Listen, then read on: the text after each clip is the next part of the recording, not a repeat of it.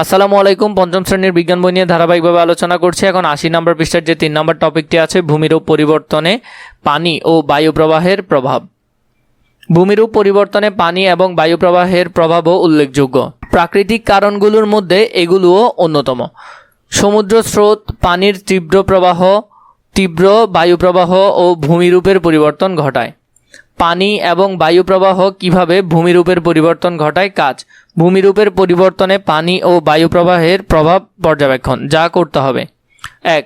বাস্তবে ভিডিও বা সিনেমায় দেখা ঘটনা, যেমন সামুদ্রিক ঝড়, জলোচ্ছ্বাস, মরু ঝড়, পাহাড়ি ঢল, এগুলো দুটো ঘটনা নিয়ে চিন্তা করি। 2 নম্বর, পরিবেশে ঘটনা দুটোর প্রভাব কেমন ছিল নিচের ছকে লিখো। আমার দেখা ঘটনা, ঘটনার প্রভাব। এখানে আমরা দুইটা ঘটনাগুলো লিখব। আমার দেখা ঘটনা, ঘটনার প্রভাব: পানি প্রবাহ, অতিবৃষ্টি, বন্যা, পাহাড়ি ঢল। ভূমিধস, ভূমিক্ষয়, নদী ভাঙ্গন, ঘটনার প্রভাব। বায়ু প্রবাহ, মরুঝড়, ধুলোবালির স্তূপ। বালিয়াড়ি বলতে ধরো জোরে বাতাস দেওয়ার কারণে এক জায়গায় অনেকগুলো বালু জমে যাওয়াকে বোঝাচ্ছে। সারসংক্ষেপ: পানি ও বায়ু প্রবাহজনিত বিভিন্ন প্রাকৃতিক ঘটনার ভূমিরূপের পরিবর্তন হয়।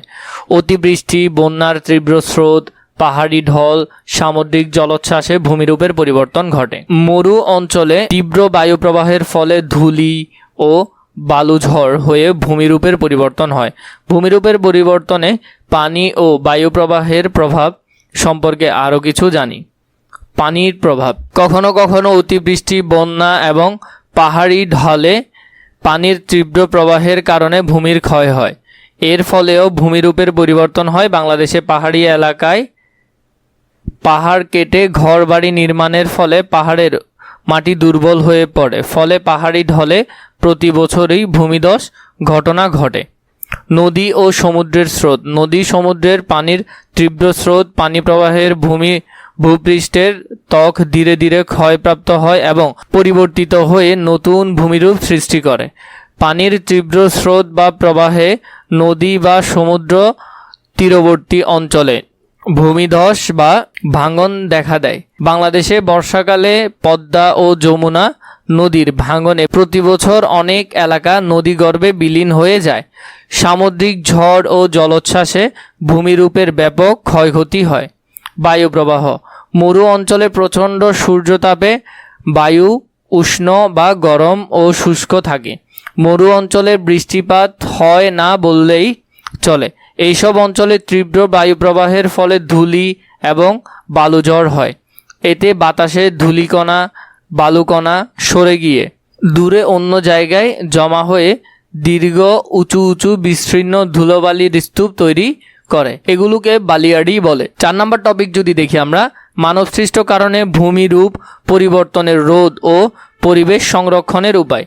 ইতিমধ্যে জেনেছি ভূমিরূপ পরিবর্তনে মানবসৃষ্ট প্রাথমিক কারণ হলো কৃষিকাজ ও খাদ্য উৎপাদনের জন্য বন উজাড় এবং বনায়ন।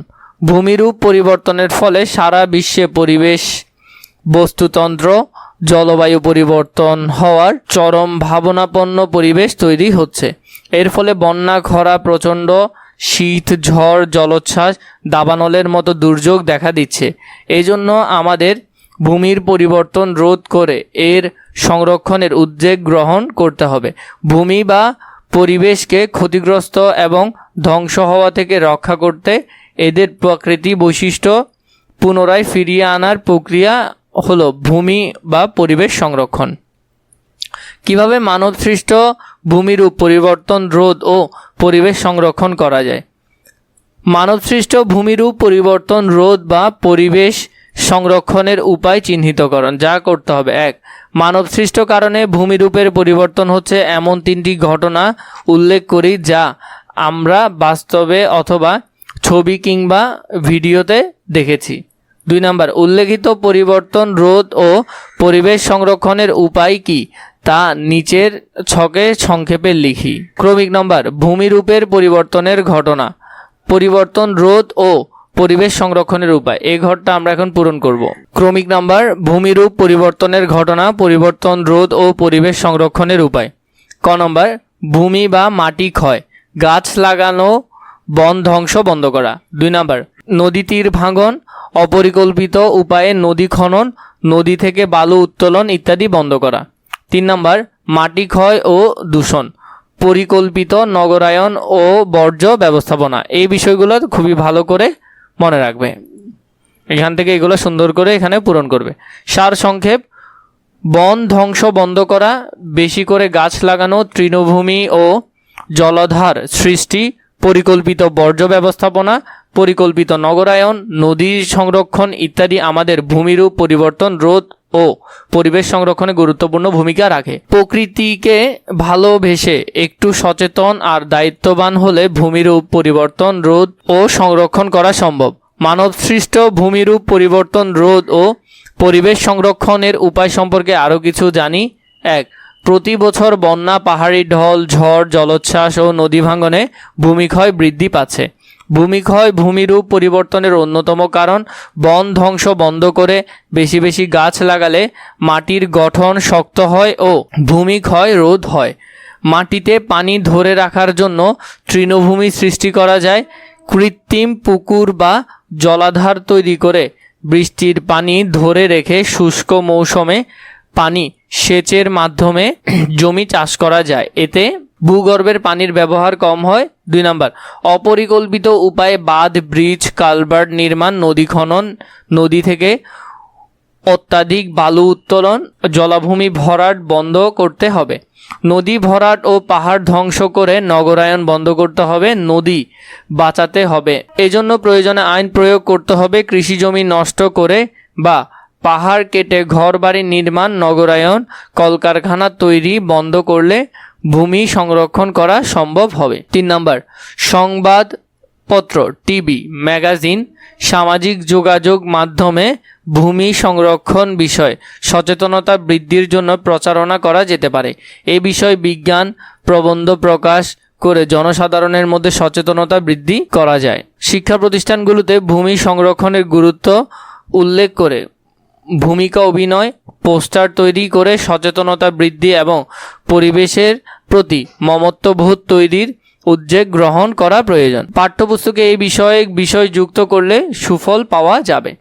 আমাদের আগামী প্রজন্মের জন্য এই পৃথিবীকে নিরাপদ এবং বাসযোগ্য করে গড়ে তুলতে হবে। এজন্য ভূমিরূপের পরিবর্তন রোধ ও ভূমি সংরক্ষণে সকলের যত্নশীল এবং সচেতন হওয়া প্রয়োজন। এসো প্রকৃতিকে ভালোবেসে এর অবদান ও গুরুত্ব উপলব্ধি করে পরিবেশ সংরক্ষণে আমরা সবাই সচেষ্ট হই। কাজ: সচেতনমূলক পোস্টার তৈরি ও প্রদর্শন।